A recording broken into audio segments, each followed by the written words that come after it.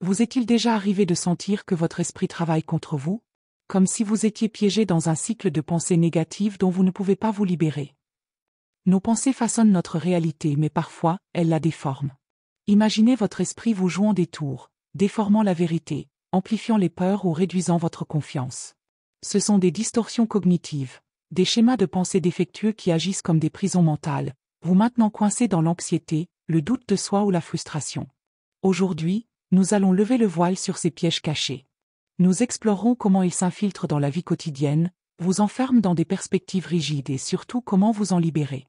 À travers des exemples animés vivants et des outils pratiques, vous apprendrez à repérer ces distorsions en action et à les remettre en question avec clarté et confiance. Le but? Reprogrammer votre pensée, un schéma à la fois. Commençons. Notre esprit a une façon de nous jouer des tours subtils, persistants et souvent invisibles. Le concept de distorsion cognitive vient de la thérapie cognitive comportementale, TCC, une approche psychologique puissante développée par le Dr Aaron Beck.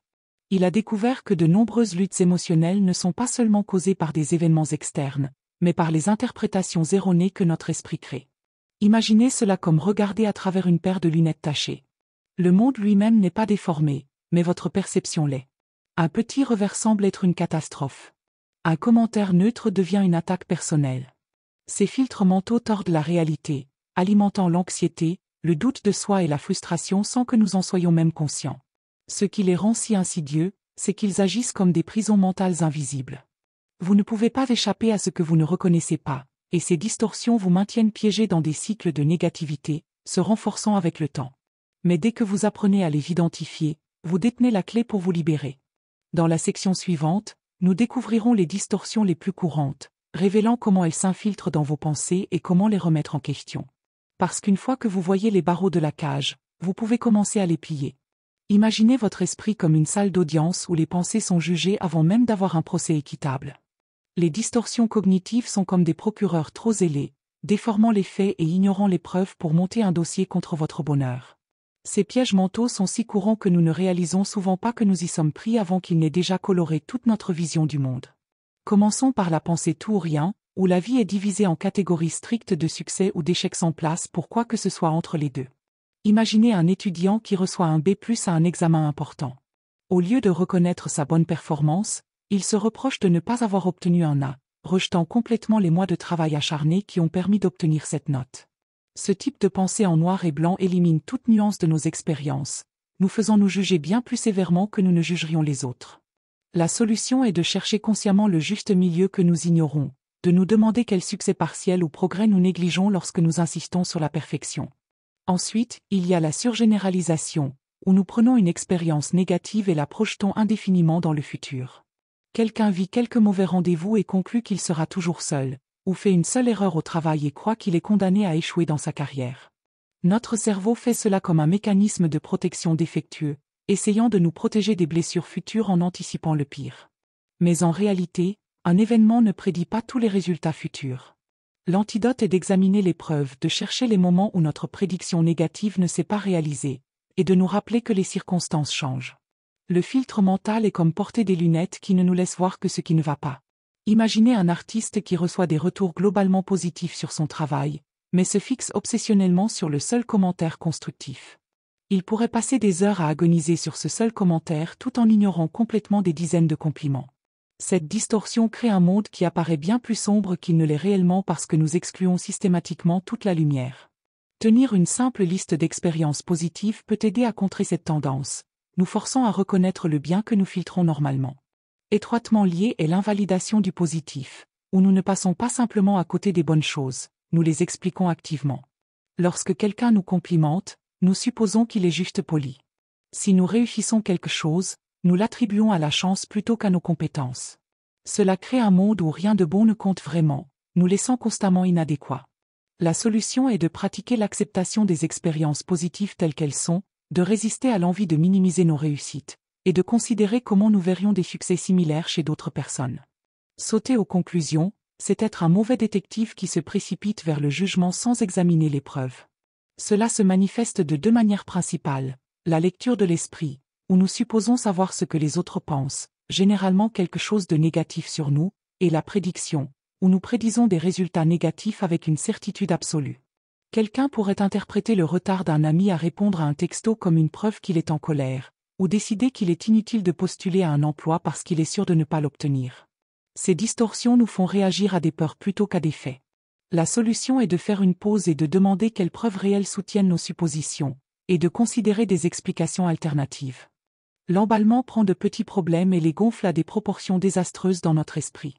Une petite erreur au travail devient un fantasme de se faire renvoyer et de finir à la rue. Cette distorsion fait des montagnes avec des taupinières, remplissant nos vies d'une peur inutile. À l'opposé, nous pourrions minimiser nos forces et nos qualités positives, les faisant paraître insignifiantes. Un exercice utile est de considérer délibérément le pire scénario, le meilleur scénario et les scénarios les plus probables, ce qui révèle généralement que la réalité se situe quelque part entre les deux. Le raisonnement émotionnel se produit lorsque nous traitons nos sentiments comme des faits. Si nous nous sentons coupables, nous supposons que nous avons dû faire quelque chose de mal. Si nous nous sentons anxieux à propos d'un événement, nous prenons cela comme une preuve que l'événement sera terrible. Cela donne à nos émotions temporaires trop de pouvoir sur notre perception de la réalité. Bien que les sentiments soient toujours valables et méritent d'être reconnus, ils ne sont pas nécessairement des reflets précis de la vérité. La clé est de séparer ce que nous ressentons de ce que nous savons être vrai, en examinant les faits séparément des émotions qu'ils évoquent. Les déclarations « je dois » créent des règles rigides pour nous-mêmes et les autres qui mènent inévitablement à la déception. Nous nous disons que nous devrions être plus avancés dans notre carrière, que nous ne devrions jamais faire d'erreurs, ou que les gens devraient toujours se comporter comme nous l'attendons. Ces attentes irréalistes nous préparent à une frustration constante. Le langage du devoir porte un poids moral, nous faisant nous sentir coupables ou inadéquats lorsque nous ne répondons pas à ces attentes. Remplacer « je dois » par un langage plus flexible comme « je préférerais » ou « ce serait bien si peut supprimer le jugement tout en honorant nos valeurs. L'étiquetage transforme des comportements spécifiques en jugements globaux sur qui nous sommes. Oublier une réunion ne signifie pas que nous sommes des personnes oublieuses, cela signifie que nous avons oublié une réunion. Faire une erreur ne nous rend pas stupides, cela nous rend humains. Lorsque nous attachons des étiquettes négatives à nous-mêmes ou aux autres, nous créons des mentalités fixes qui ne permettent pas de croissance ou de changement. La solution est de décrire le comportement spécifique sans en faire une identité, et de se rappeler que les gens sont toujours plus complexes que n'importe quelle action unique. Enfin, la personnalisation nous fait assumer la responsabilité de choses hors de notre contrôle. Si un ami semble contrarié, nous supposons que c'est à cause de quelque chose que nous avons fait. Si un projet de groupe se passe mal, nous nous blâmons entièrement. Cette distorsion vient d'un sens des responsabilités hyperactifs qui, ironiquement, nous place au centre de situations où nous pourrions ne pas être le facteur principal. Le remède est de considérer consciemment d'autres explications possibles pour les événements, en reconnaissant que la plupart des résultats ont de multiples facteurs contributifs. Ce qui rend ces distorsions si puissantes, c'est à quel point elles sont automatiques et convaincantes sur le moment. Elles ont souvent été renforcées pendant des années de pensée similaires, leur donnant l'impression d'être la vérité plutôt que les habitudes mentales qu'elles sont réellement. Mais avec de la conscience et de la pratique, nous pouvons apprendre à les attraper en action, à remettre en question leur validité et à choisir des manières plus équilibrées d'interpréter nos expériences. Le but n'est pas d'éliminer complètement les pensées négatives, mais de reconnaître quand elles déforment la réalité afin de ne pas avoir à les prendre si au sérieux. Le voyage pour se libérer de ces prisons mentales commence par quelque chose d'incroyablement simple mais profondément puissant, la prise de conscience. Le simple fait de reconnaître que ces distorsions existent dans votre pensée est la première étape cruciale pour les changer. Voyez cela comme allumer une lumière dans une pièce sombre. Soudain, vous pouvez voir ce qui était toujours là mais invisible auparavant. Ces schémas de pensée sont probablement devenus si automatiques qu'ils ressemblent à la vérité plutôt qu'aux habitudes mentales qu'ils sont réellement. Mais voici la réalité pleine d'espoir. Tout comme ces distorsions ont été apprises, elles peuvent être désapprises. L'une des manières les plus efficaces d'y parvenir est de tenir un journal de pensée, un espace dédié où vous pouvez attraper ces distorsions en action et les remettre en question doucement. Imaginez écrire une pensée troublante qui vous dérange, puis prendre du recul pour l'examiner avec curiosité plutôt qu'avec jugement. Cette pensée est-elle un exemple de pensée tout ou rien? Est-ce de l'emballement? Peut-être de la personnalisation? Le simple fait de nommer la distorsion lui retire une partie de son pouvoir. Ensuite, vous pouvez vous poser des questions qui aident à recadrer la pensée de manière plus réaliste. Quelles preuves soutiennent cette pensée? Quelles preuves la contredisent? Comment verrais-je cette situation si elle arrivait à un ami? Cette pratique quotidienne d'observation et de questionnement doux crée un espace entre vous et vos pensées automatiques, un espace où vous pouvez choisir comment répondre plutôt que simplement réagir. Pour rendre ce processus encore plus facile, nous avons créé une liste imprimable des distorsions cognitives que vous pouvez télécharger et utiliser comme référence utile. Elle liste toutes les distorsions que nous avons couvertes ainsi que des questions simples pour remettre chacune en question. Gardez-la dans votre journal, sur votre téléphone ou quelque part où vous la verrez régulièrement comme un rappel de faire une pause et d'examiner vos pensées. Rappelez-vous que le changement ne se produit pas du jour au lendemain. Ces schémas de pensée se sont développés sur des années, donc les reprogrammer prendra une pratique constante. Certains jours, vous attraperez les distorsions facilement, d'autres jours, elles passeront inaperçues jusqu'à plus tard. C'est tout à fait normal. Ce qui compte, c'est que vous construisez une nouvelle habitude de conscience attentive, une habitude qui vous aidera progressivement à sortir de ces prisons mentales et à entrer dans une manière plus équilibrée et réaliste de vous voir vous-même et le monde qui vous entoure. Le but ultime n'est pas de ne plus jamais avoir de pensées négatives, ce serait irréaliste, mais de développer la capacité à reconnaître quand votre pensée pourrait être déformée afin de ne pas avoir à croire automatiquement tout ce que votre esprit vous dit. C'est ainsi que nous transformons la perspicacité en action et la conscience cognitive en un changement authentique et durable. Voici la vérité la plus libératrice que vous puissiez emporter aujourd'hui. Vos pensées ne sont pas des faits. Juste parce que quelque chose semble vrai ne signifie pas que c'est le cas. Ces prisons mentales que nous avons explorées, elles sont construites à partir d'un câblage défectueux, pas de la réalité.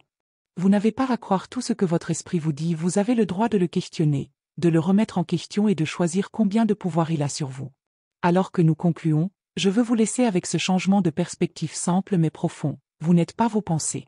Vous êtes l'observateur de vos pensées, celui qui peut décider lesquelles méritent votre attention et lesquelles vous pouvez laisser passer comme des nuages dans le ciel. Prenez un moment pour réfléchir. Laquelle de ces distorsions apparaît le plus dans votre vie? Est-ce les déclarations « je dois » dures qui vous accablent? L'emballement qui transforme de petits faux pas en désastres? Ou peut-être ce filtre mental qui assombrit tout le bien autour de vous? Simplement remarquer vos schémas personnels est déjà un progrès, parce que la prise de conscience est là où le changement commence. Rappelez-vous, la libération commence par une seule question. Cette pensée est-elle vraiment vraie? Continuez à demander. Continuez à remettre en question. Et surtout, rappelez-vous toujours que vous êtes bien plus que vos pensées passagères.